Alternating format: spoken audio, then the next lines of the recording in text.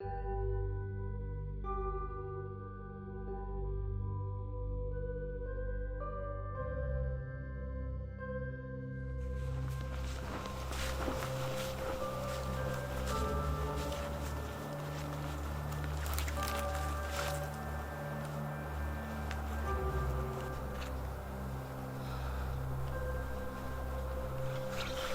going to be much easier when the summer comes around to do these trips, be able to stay out for a longer amount of time.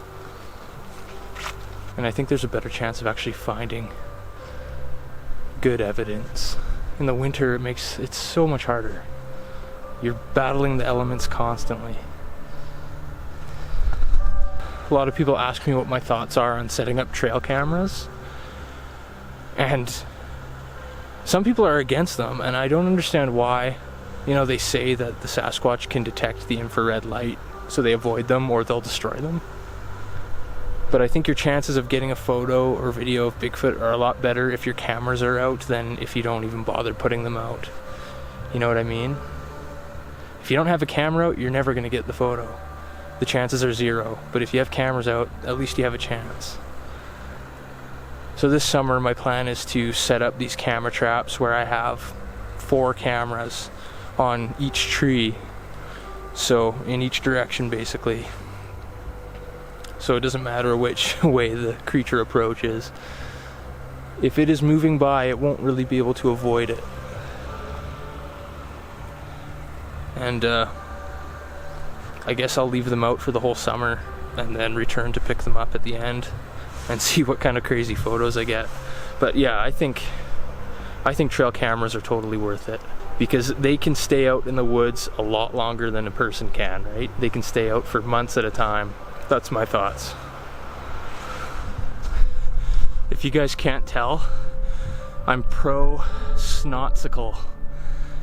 You know, get the icicles hanging off the nose. No shame when you're out here. Half the time you can't even tell. But whatever. There's other things to worry about. Getting eaten alive by a wild animal. Getting your arms ripped out of their sockets by a Sasquatch. Oh man.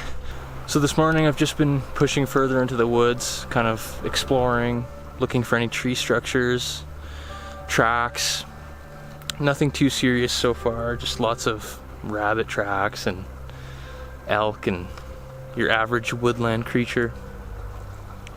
But it's kind of windy, and in these areas, when you're out poking around, you gotta be careful and watch for snags.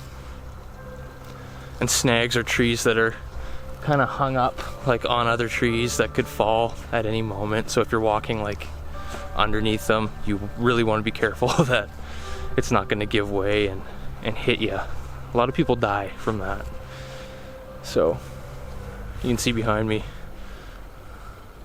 there's lots of dead trees, and they're all creaking and making cracking sounds. So you also gotta, you know, be mindful of that and not confuse those sounds with what you think could be Sasquatch. So last night when I was walking around, I heard some strange sounds, but I don't really think it was anything too serious. It did kind of scare me at the time, get my heart going, but